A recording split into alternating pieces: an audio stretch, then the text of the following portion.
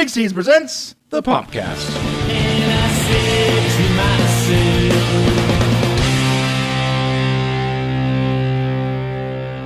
what a wonderful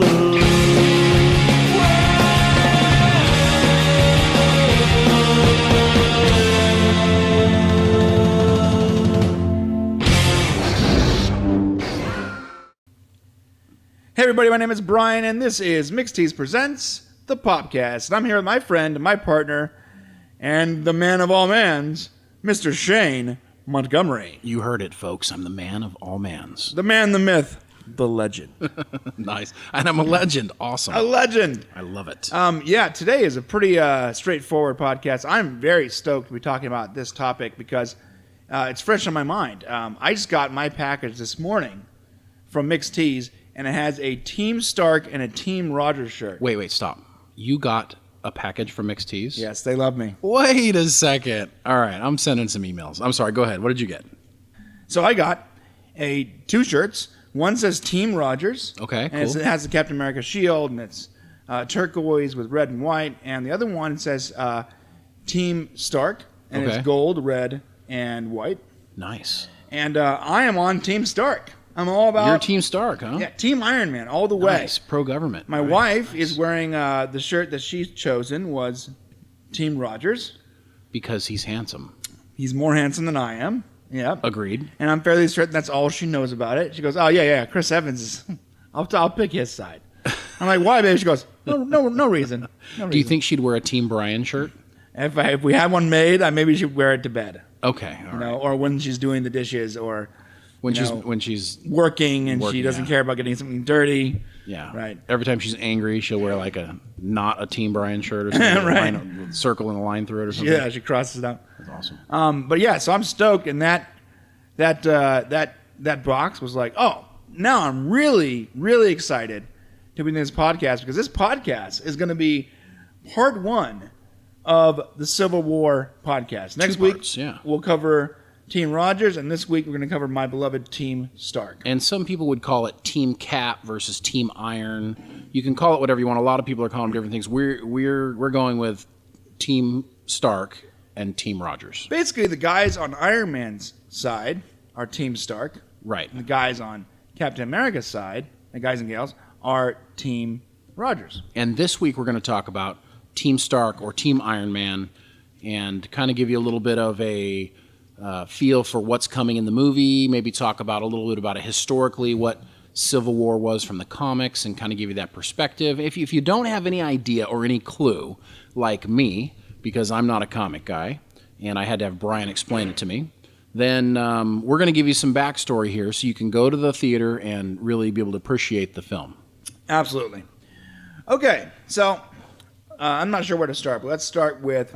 Well, let's talk about the team members. Yeah, do that. So okay. we got Team Stark. So of course the leader is Iron Man. Right. Iron Man, obviously War Machine, his buddy Rhodey. Which is played by Don Cheadle in the movie. Don Cheadle, yeah. Right. Originally Terrence Howard. Oh, you're right. Yeah, Right. I forgot about Terrence Yeah. Howard. So Don Cheadle playing War Machine. Originally he was played by Terrence Howard, and because Robert Downey Jr. at the time was not top billed, even though he was the main character, he was getting less money than Terrence Howard. He got less money than Terrence Howard? For Iron Man 1, yeah, like a lot less. Wow. Considerably less. And so in Iron Man 2, when they're coming back for Iron Man 2, they're going to bring back everybody. Terrence Howard gets wind that Robert Downey Jr. got a major upgrade in his pay because he actually stayed, before Iron Man 1, Robert Downey Jr. is known to have caused problems and really sort of implode on set. Yeah, I want to say he also climbed into people's windows when he was drunk and really forgot where he lived. So that was kind of tough. Right. So when they gave him the job for Iron Man 1, they were worried that he would implode. He would do, and an insurance company wasn't going to cover him. And he took a huge risk. He said, "Okay, look, I really want this job. I want to reinvent myself. So I'm going to put up my asset, my house, as an insurance collateral and get the insurance company to back me so I can get this job." He did. In fact, the amount of money he put up in order to get the job, didn't actually equate to how much money he was getting for the part. That was the crazy part. Oh, wow. He was taking a major risk. Well, he killed it, as we know. He did well. Terrence Howard, when they negotiated for the second movie, he negotiated from a place of strength instead of from a place of weakness. He asked for a specific amount of money. They said, yes, we're going to give you this very specific amount of money. Terrence Howard heard of it and said, that's more than me. Hold up. Why am I getting paid the same, if less, for the second movie when I'm an important part of the movie too? Well, yeah, you're a less actor, so... Right, and they said, we'll get back to you. And within 24 hours before getting back to him, they had fired him and hired Don Cheadle. Yeah, which makes, Terrence Howard is, decent guy, but he's not as well known, nor is he as great of an actor, in my opinion, as Robert Downey Jr. Can we talk a little bit about Robert Downey Jr. and I know we're talking Iron Man here, but we really can't talk about Iron Man these days without talking about Robert Downey Jr. because he's embodied that character. Yeah, Robert Downey Jr. So you know a lot more about Robert Downey Jr. than I do, but what I do know, I remember him from, is he was a good actor from a great family of actors and people in Hollywood that had some issues with personality issues and drug issues, and eventually it was really hard for him to keep a job in Hollywood. Even though he's a good actor, he was working at like half of his capacity because he was high on a lot of these movies, and those movies still did well. Right. Now that he's clean, you can tell that he's real talent. He's such a talented dude. Yeah, you could see back, even from a long time. I mean, you can go back to the movie Back to School, which we had some laughs about. Most people don't remember it now, but it was a pretty famous movie for Rodney Dangerfield. Right. Yeah. And Robert Downey Jr. played a bit part. He was the friend of the son of Rodney Dangerfield, and basically he stole that little part in that movie, and then he went on to do other things. But he played in a movie most people will not remember, but it was called Chaplin, and it was basically the life of Harry Chaplin. And I don't know if you know who Harry Chaplin is. Do you know? Yeah. Okay. So probably one of the most famous silent movie film stars, and he basically played his story. And it was such a moving, and he embodied the spirit of that man. And if you go back and watch it, everybody should go out and catch it. It's from the mid to late 80s, I think. And you can get it. It's called Chaplin. But that is messed up Robert Downey Jr. And he was brilliant. He was going to be a brilliant star. And when he crashed and burned, I think a lot of people were really disappointed and were actually probably eager to give him a second chance because he did have that potential. So it was really nice to see him take this Iron Man role. And then, of course, you've got Tropic Thunder, which he was amazing in. Oh, my God. One of the best roles. That movie was so good. Where he plays an African-American man. Yeah, he's white. Which was controversial, and he's white, yeah. He's Caucasian. He was an Australian playing a African-American in a movie. Right. Right. It was pretty hilarious. It's hilarious. Robert Downey Jr. is so talented. And, you can see it now even more so in these movies because he is it's almost like him, the person, is Tony Stark without the intelligence or the money. Right. But his personality fits that so well. He's a more flamboyant version of Bruce Wayne or something. I would argue that no actor could ever play Iron Man could never play Tony Stark other than Robert Downey Jr. I don't think he's replaceable. You could replace Captain America. You can replace Evans. Really? But I think you can. But you cannot replace Robert Downey Jr. I think he's embodied what this character is. You could, we always have different Batmans. You have different characters. I just don't think anybody else can play him. That's a bold statement that I'm going to have to agree with you on. Awesome. So that's Iron Man. Iron Man, for some history, if you haven't seen the movies, he's a billionaire, tech billionaire. He inherited his company, Stark Industries, from his father, and he's a weapons maker. They make weapons for the United States and other countries too. And while testing his weapons or presenting his weapons, some new weapon to the United States government overseas somewhere, they get ambushed. His stuff gets stolen. He gets hurt. He gets thrown into a cave. They're trying to force him to make a weapon. I'm not going to go into the entire origin story, but basically, he uses this technology that he's been working on to save his own life and that becomes Iron Man. Watch the movie for you to understand. And because of his position with the government, and because of his position in life, with the money he has, his intelligence, he has formed this team, the Avengers. He has really sort of spearheaded this team. He's putting Captain America in charge, but he's footing the bill. Yeah, he definitely is the unheralded leader of the group. Well, what happens is in Civil War, and this is all speculation, because I'm going to give you my speculation based on what I know from the comic books, and that is that the government goes, look, there is a lot of problems happening, and we're thankful for your help, but we have to acknowledge the fact that some of these problems are being caused by you and your team. Some of these lives being lost, this destruction is because you and your team are unchecked. You have no one's watching you. No one's saying, hey, you can't do that. S.H.I.E.L.D. doesn't exist anymore, right? Right. They're calling it the Sokovia Accords in the movie. In the movies, yeah, right? Yeah. And Iron Man, seeing that, okay, I agree with this. This is a problem. We have. There's someone has to be in charge of us. And Captain America not trusting the government because of a previous thing that happened in other movies where Hydra was in control of S.H.I.E.L.D. and all this stuff that happened in Winter Soldier is against the Accords. And basically these Accords are saying, okay, look, in the comic books anyways, it's the Registration Act where you need to give up your identity to the government. So the government knows who you are, where you live, they keep tabs on you while you're doing your heroism. Right. Just in case you go rogue. And Captain America is against this, Iron Man is for this, and these teams start to form.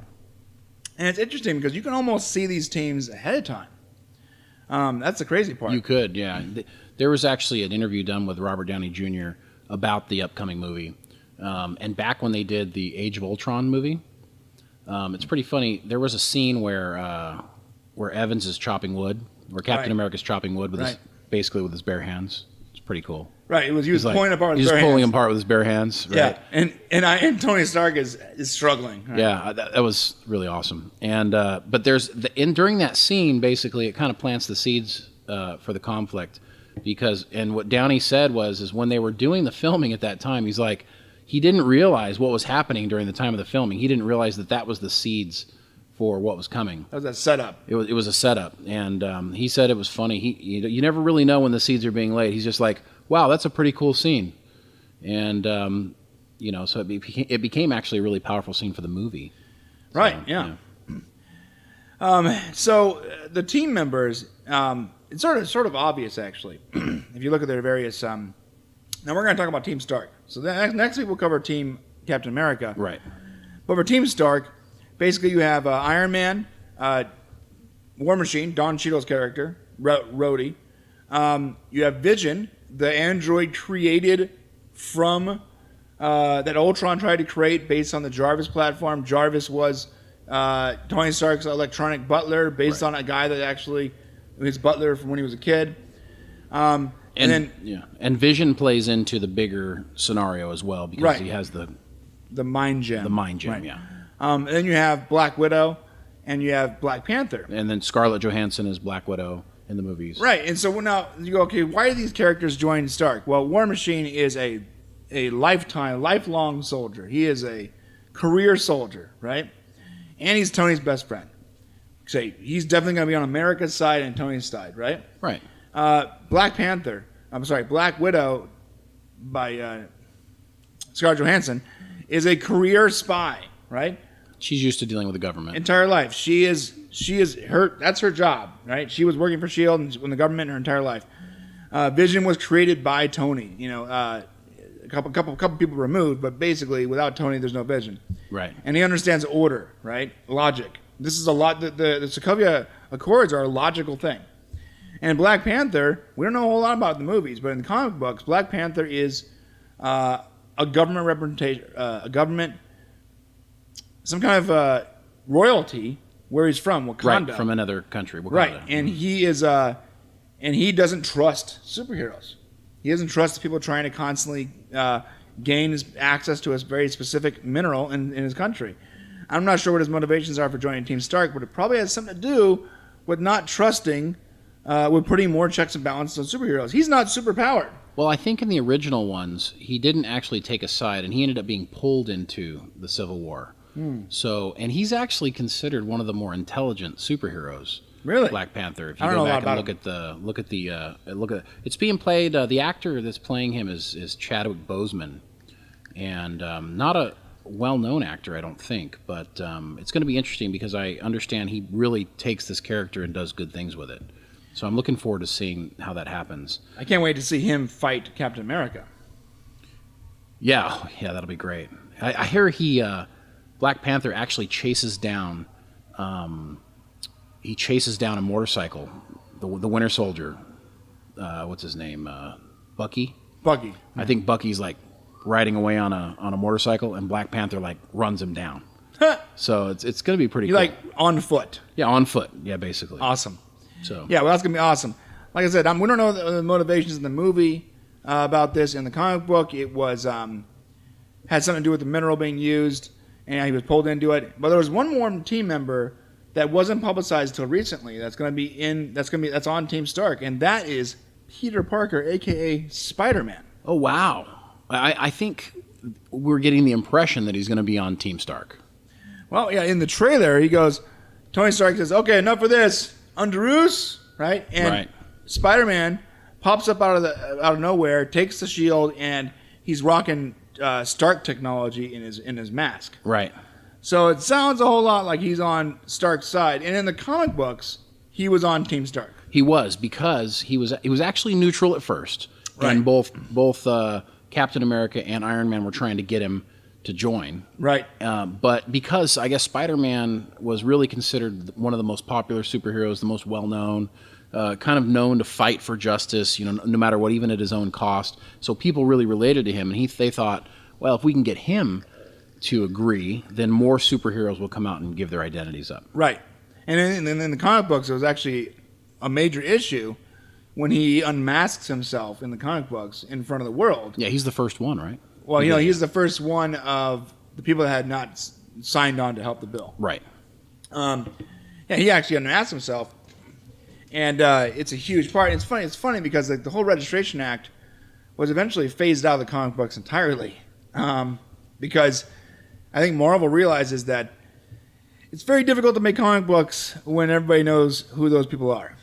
And so they sort of like not just phase them out, they just sort of, after Civil War dies down and the new books start coming out, they just don't mention it ever again. They just kind of, forget about it. Yeah. Yeah. Yeah, it's really if we difficult. don't talk about it, maybe it didn't happen. There's so much writing you got to do. Now that Mysterio knows who Peter Parker is, he's not going to be looking for him anymore. He doesn't have to set traps. He can just go after his family. Right, yeah. The whole reality of it, the whole reason why there's hidden identities, you really can't. It's to protect loved ones, right. Yeah. That's a core element of the superhero story. Right. So you really can't tear that away. So the history of Civil War, and we're going to touch base on this again a little more next week, but the reason why these books came about, these graphic novels, was because Marvel was experiencing a major lull in sales. And they had sort of tapped out the Avengers and tapped out the X-Men. They've done everything they could do. And what they came up with the Civil War in order to get people more interested in seeing all these characters again, but instead of fighting some big bad galactic monster that they've done before 100 times, we're going to be fighting each other. We're going to talk about current events, what's happening in real life, and we're going to pit these people that you love against each other. We're going to force you to be torn emotionally. And it brought their sales back up and allowed them to sort of reboot and restart.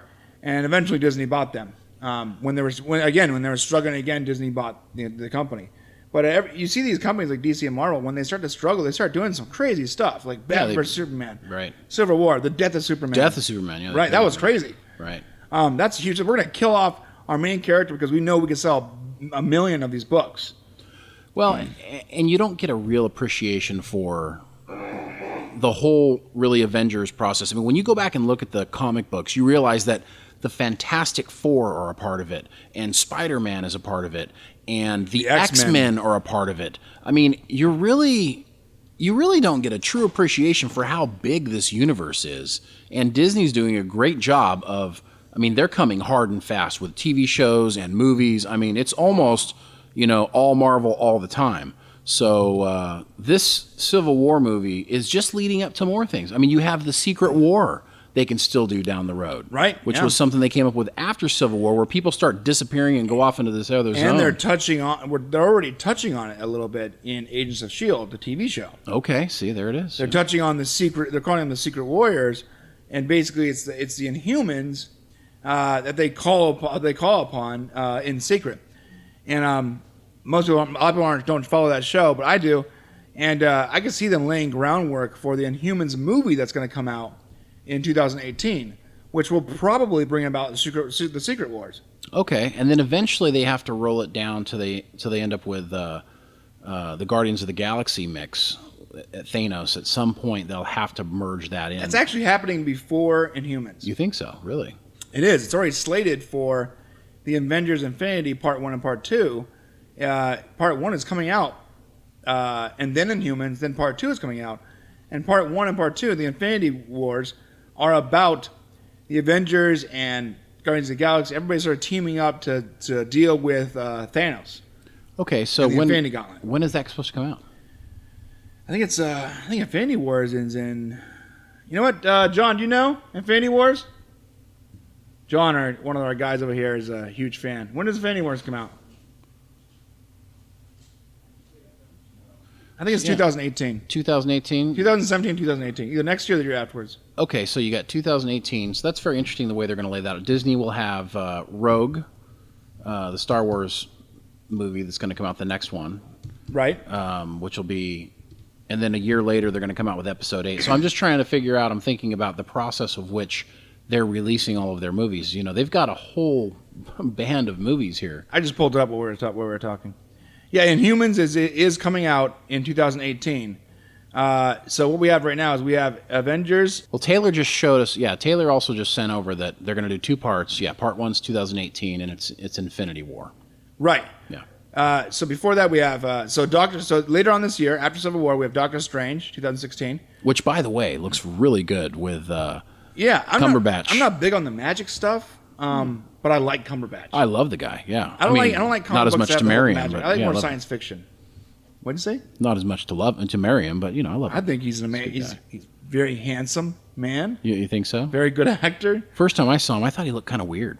Yeah, he looked like an alien, right? Kind of, yeah. But now when he talks, like, it's like, I can deal with the fact that he looks like some kind of alien hybrid human or something. You can deal with that, right? Maybe then the next evolution of us, because he's obviously better than the rest of us. Yeah. So he's perfect for that role. But like I said, I've never really been into the whole magic comic book nonsense. Okay. I'm more of a science fiction guy, but I do like Cumberbatch, and I think that they're probably going to kill it. After that, it's Thor Ragnarok, 2017, early next year too. And then Avengers Infinity War is in 2018. Sorry. Let's back this up. It goes Doctor Strange, Captain America, Serpent Society. Wow. Whatever that is. And then in May of next year, Guardians of the Galaxy 2. July of next year, Thor Ragnarok. Then you got Black Panther. And in 2018, Avengers Infinity Wars. Then Captain Marvel, whole other character. That's a female character. Right. And then Inhumans. And then Avengers Infinity War Part 2.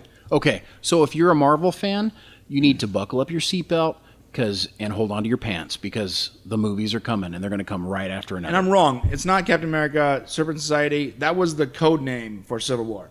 So Captain America. Civil War. Okay. Yeah, so Civil War, Doctor Strange, those are the ones coming up next. Okay, so they're setting this up, and I think that this movie is going to be setting up a lot more than just us watching them fight. I think that we have to wonder, what's going to stop them from fighting? There has to be a conclusion that they can't finish this movie angry at each other or not agreeing, or they can't. This movie can't end with there being two different factions, because the next movie is another Avengers movie, right? It is, right. I think they're going to... Well, should I say what I think? I tell you what I think. I think they're going to kill somebody. Oh, what? I do. I think they're going to kill somebody. You think they're going to kill Captain America? I have a strong feeling they're going to kill Captain America. They did, and then Bucky's going to take his place. Let me tell you why I don't think it will happen. Well, Evans wants to go. That's not true. Chris Evans is signed on for the next 6 movies. Did he sign on for the next 6? So Chris Evans is signed on, contracted for Avengers, Infinity War Part 1 and Part 2, and even Thor Ragnarok. So maybe they won't kill him. Maybe they'll kill somebody else. But I know that Chris Evans had originally wanted out. So did Iron Man, though. Well, yeah. Somehow they talked him into staying. Because they just backed up the dump truck of money. I know, Senator. This is how they talked him saying, Robert, open your garage, bro. There's a dump truck of money being dropped into your garage. He's like, oh, yeah. Let me get that pen. Yeah, and we got a hat with mouse ears on it that we just thrown on top so you know where it's coming from. Yeah, I think the same with Chris Evans. Like, what is Chris Evans doing that's like, what else is he going to do without... I'm not saying he can't do other things. No, he wants to be a director. So that's like where he's going. But, if he's already signed on for the movies, that's fantastic. Yeah, I mean, I'd rather see him there. Maybe you're right, man. Maybe he does die, and in the Infinity War, somehow they bring him back. Maybe, yeah, that's maybe possible. Like the mind gem or whatever brings him back. Or the reality gem brings him back for the fight or something. But I'm pretty sure they need to kill somebody in order to bring some reality to what's happening. And then maybe you get a Thanos precursor thing that occurs where they're like, okay, wait a sec. If the planet is obliterated, what are we fighting for? So we might as well just, let's end this. I feel like they're doing the right thing, and they're not showing us in the trailers. Like the problem with Batman vs Superman trailer-wise was that they're fighting, and then they show the Doomsday thing. Yeah, if they would have never have shown who the big bad was, and they just let us. We know it's there. We know they're going to team up at some point. We know at some point the Civil War is going to be over, and these guys are going to be back together because there's movies coming up with them as part of the Avengers team. Right. But we shouldn't know who or what the details are from the trailer. No, it seems like they're trusting us enough to not have to give away too much. They have confidence in their movies, and also they're sticking to the storyline, which I think is interesting. They're sticking to this whole post 9/11. Superheroes need to have responsibility for hurting civilians.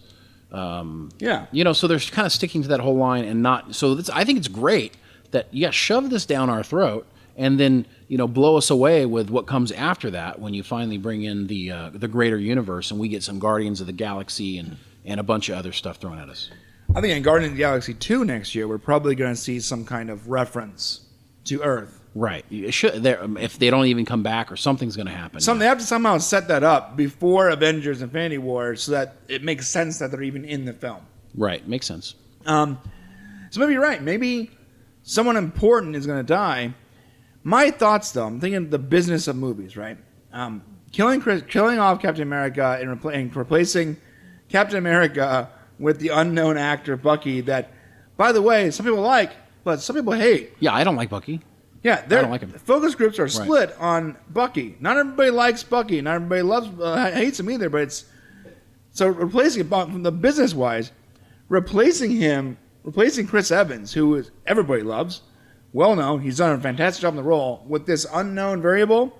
It's not a good business decision. It was great in the comic books. It's not good for movies. Taylor just told me that you love Bucky.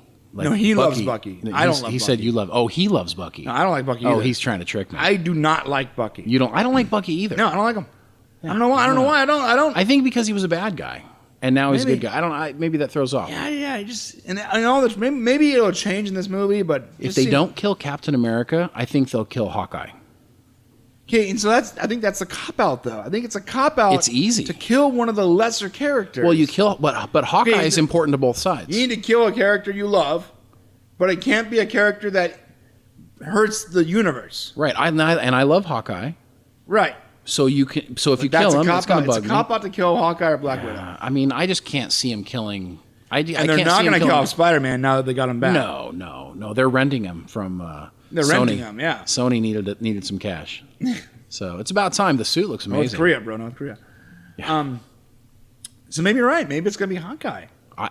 If it's not Captain America, it won't be Vision because he has the mind gem. They'll kill. Now they need to kill Vision at some point. At some point, he does need to die. Yeah, but I don't think this is the time because how does it work? Because at some point, Thanos is going to rip that thing out of his head.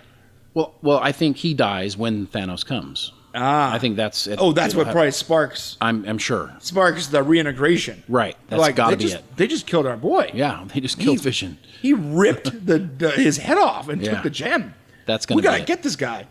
Maybe Vision dies then. Maybe it's Vision. Ah, man, I feel like if they killed Vision off after 2 movies, I feel a little robbed. Because I love Bettany, whatever his name is. It's great. Yeah, you've been on for 5 minutes, and see you later. Right. Yeah.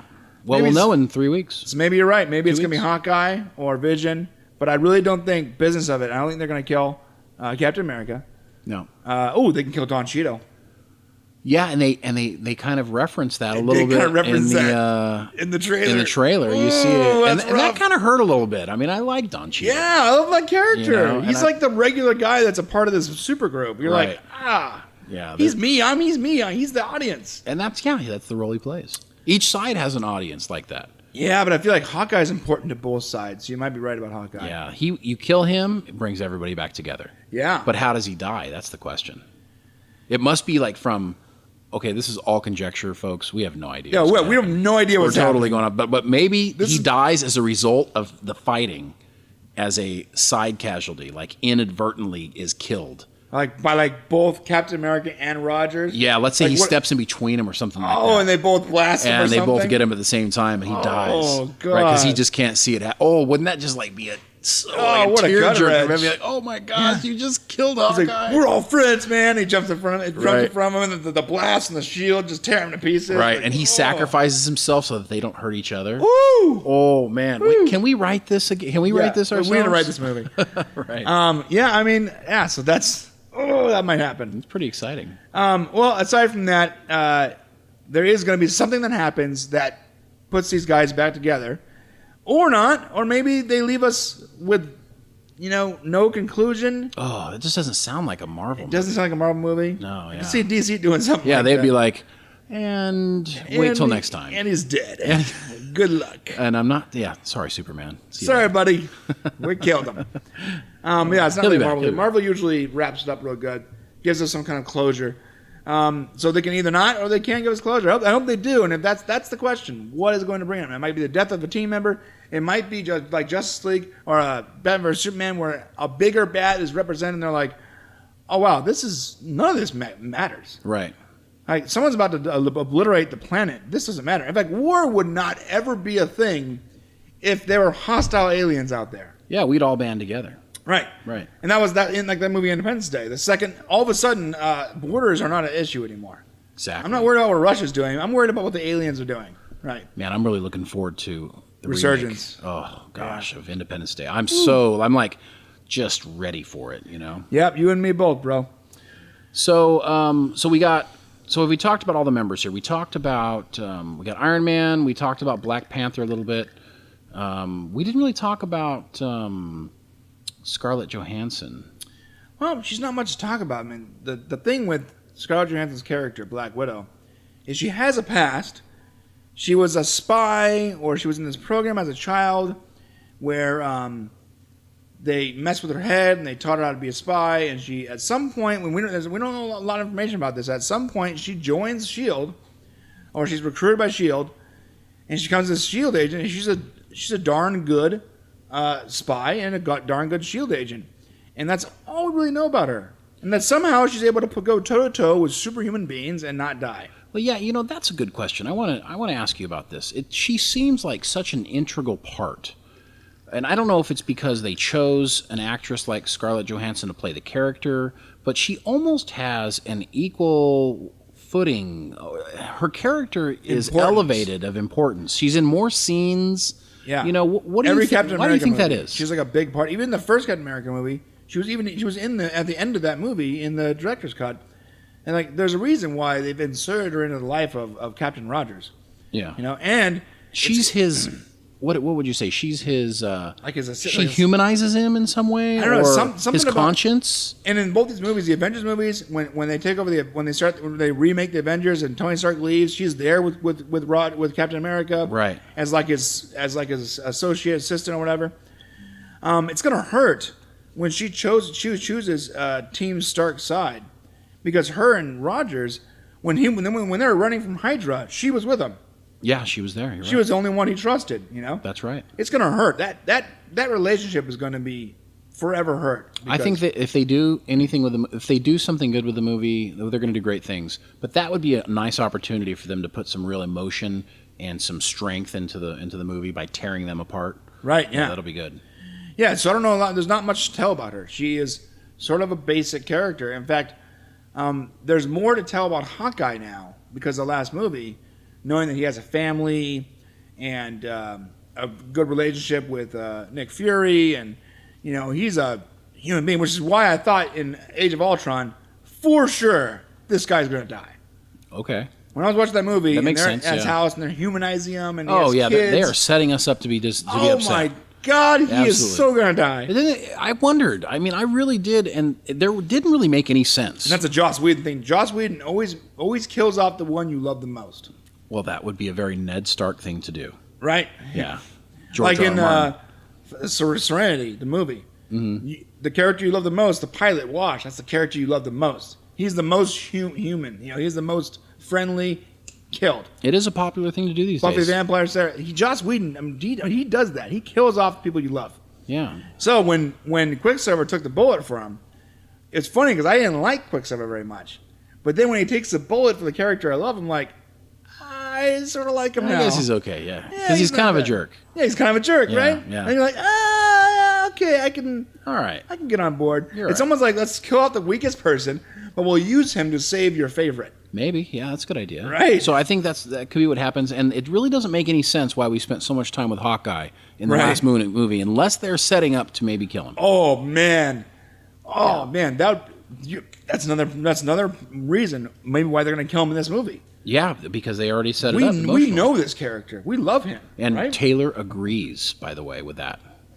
Awesome. Yeah, Taylor agrees. He does. He was given the big thumbs up over there. Yeah, huge Love thumbs it. up from Taylor. He's got a big thumb. You guys will know Taylor is our board operator. Yeah. He's mute. He can't talk. He actually has no voice. He has no voice. Yeah, but he has big thumbs. But huge thumbs. Very nice. Who else? Who are we missing here? We talk about War Machine enough? War Machine. Let's go back to him real quick.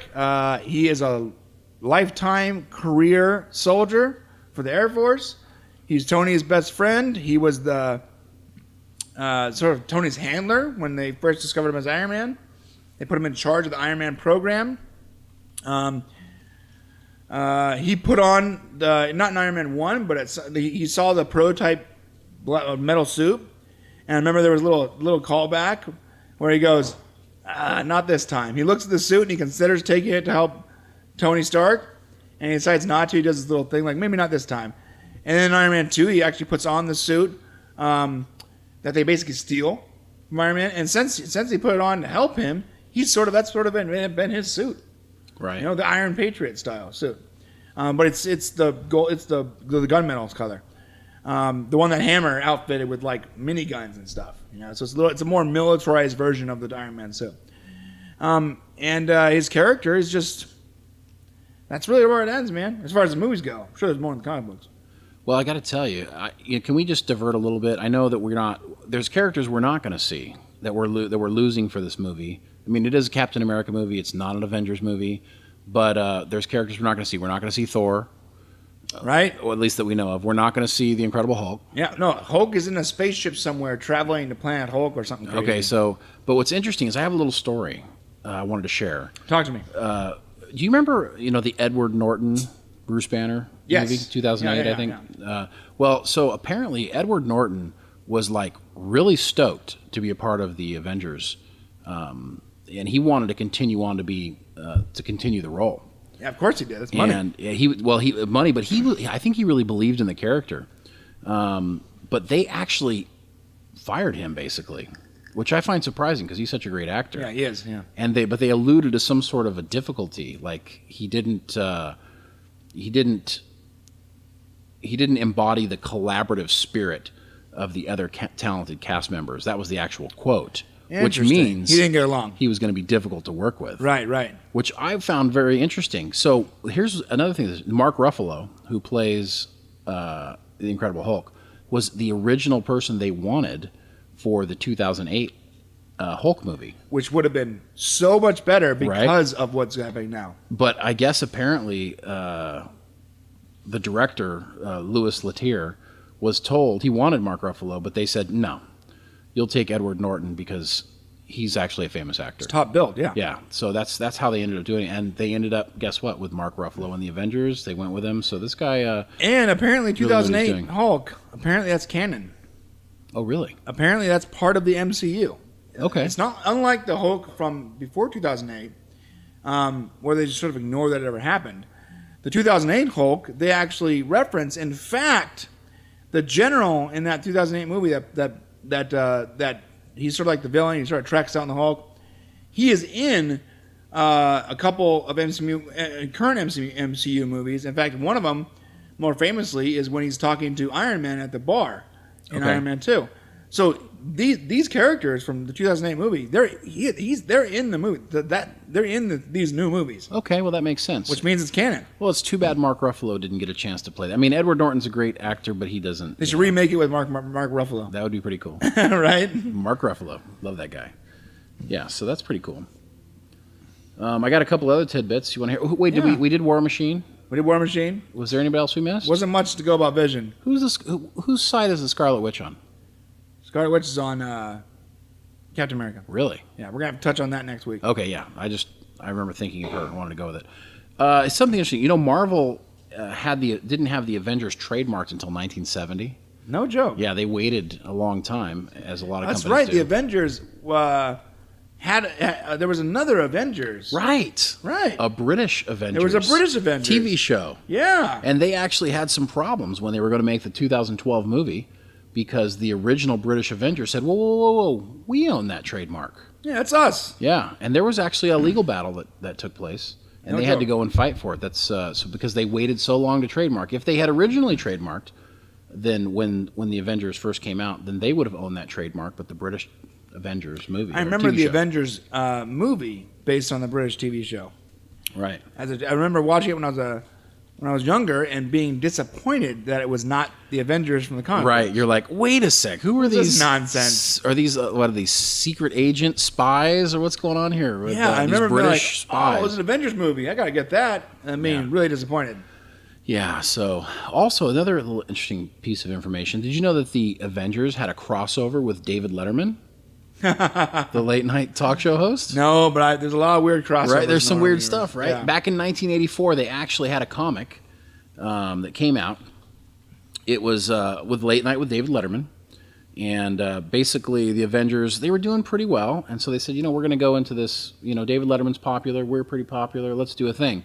And what's funny is it was a single issue story, and it had several members of the Avengers, including Hawkeye, Black Panther, Black Widow, Wonder Man, and the X-Men Beast. Wonder Woman. They were all appearing. It's Wonder Man, actually. I know, but it's weird. It's like when you first want to say it, You want to say Wonder Woman. Right, so you Wonder Woman Man. Yeah, I'm like, ooh, because you expect that. Yeah. Wonder Woman Man. Yeah, I do the same exact thing every time I hear that name. Yeah, they totally stole that from DC. I'm Yeah, they telling just you. robbed them. Let's go with Wonder Man. They don't have that. Yeah. Yeah, we could use that one. Nice. And the X-Men Beast, played by Kelsey Captain Grammer. Marvel.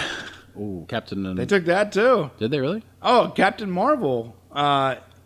Miss Marvel, and then Captain Marvel. But DC had a Captain Marvel. Oh, I see. In fact, DC, because they lost that trademark war, has changed Captain Marvel's name to Shazam, which was Captain Marvel's trademark. He would yell it out, and he'd go, Shazam! Shazam, yeah. And turn into the whatever is. Yeah, I remember that. Right. Well, his original name was Captain Marvel. Well, Marvel came around 20 years after DC. Right. So, they probably saw a lot of things. There's a lot of parallels. Iron Man, Batman is a parallel. I mean, there's a lot of things that they took. So it's not surprising. But in this episode with David Letterman, I think it's pretty funny. And you can actually go out and buy it. Let me see if I can figure out what the it's a 1984 issue. And basically it includes all these people. And they're appearing on the Letterman show. And they're ambushed by some sort of pitiful villain who attempts to fry them with a camera-mounted laser, right? and check this out. David Letterman actually saves the day, and he hits the bad guy over the head with a giant doorknob. So yeah, this seriously happened. It really, That's hilarious. really happened. So Well, thank you, Mr. Letterman, for saving the Avengers. Yeah, and thank you, Disney, for buying them up and giving thank us you some good so stuff. much that Disney bought them and Star Wars. That's right. I never thought I would say this, but Disney is the savior of nerd culture recently. They really are. Yeah, they're putting it out there. Yeah. So that's all I have. Do you have anything else? No, not much. The reason we made this 2 parts and not one big part is because we're already at 40 minutes, and this could be a 2-hour topic. Well, let's do this real quick. Let's break for a commercial, and we'll come back and we'll do a letter from one of our listeners. Cool. All right, we're going to pay some bills. We'll be right back.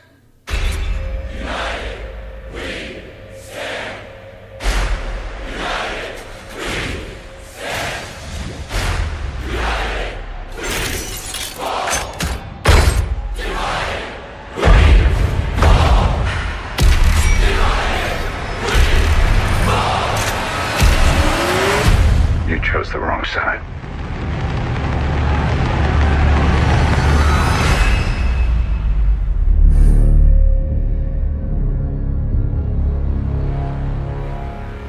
Okay, and we're back. And, why don't we go ahead and address... we did get a nice letter this time from one of our listeners, and I'll go ahead and read it. Awesome. Yeah. So it says here, Dear Shane and Brian, I thoroughly enjoy the show. I found you on YouTube during a search for Batman vs. Superman content. I have to compliment you guys. I listened to the first 5 minutes of probably 10 shows before I sat down and actually listened to all of yours. I haven't listened to your other shows, but I plan to. I think what made me listen to your whole show is that you shared inputs from your listeners and even went so far as to answer a Redditor's question. So the guy from Reddit, when you did those things. The guy that was wrong. The guy that was... Well, he was, he has his opinion. He was wrong. It was interesting. It was interesting. And I'm looking forward to interacting with you guys on future topics. And he says, P.S., I'm not giving my last name because I'm a fairly well-known movie critic. Oh. And I am one of those, quote, haters you mentioned. Wow. I'm not changing my mind about the movie. Wow. But I applaud your passion and your point of view. And his name is Ken. Ken, wait a minute. Is that Kenneth Torin? Isn't he a reviewer for the LA Times? Oh, from the LA Times. I think Kenneth... No, I think Kenneth's review was actually positive. Okay. About Batman vs. Superman. Well, if it is Kenneth, then contact us, Kenneth. We want to have you on the show. Yeah. You would elevate our show and get us a lot more hits because we are not remotely as popular as you are. Well, yeah, he's pretty popular. If it's the LA Times guy... I've seen that name like popular. a bunch of times on like Rotten Tomatoes. Yeah, we'll have to go check him out and see. Yeah. Well, that's it for me, sir. Okay, well, it was a great show. Looking forward to doing Team Captain America next week. Captain America next. So next week we got part 2 of the Civil War series, and we'll be doing Captain America and all of his cohorts. And we can't wait to see you guys next week. And let's make sure that, before you guys get out to the movie, if you are an Iron Man fan and you're going for Team Stark, go to mixtees.com and get your Team Stark shirt. Yeah, they're on sale right now. $16. $16? Yeah, it's a great deal. Yeah, so the shirts are beautiful. You want to wear them to the movies. In fact, they have all the Avengers there. We have all the Avengers shirts. Yeah. Go check it out. So that's it. You can find us at rawrant.com, the audio version. Also, you can find us on twitter.com/mixtees, facebook.com/mixtees, and of course, mixtees.com/popcast. A quicker link to that is popcast.co. And we'll see you guys. If you want to send us an email. Oh, you can send us an email at info@popcast.co or popcast@mixtees.com. If you got all that, awesome. We'll see you next week. We'll see you next week.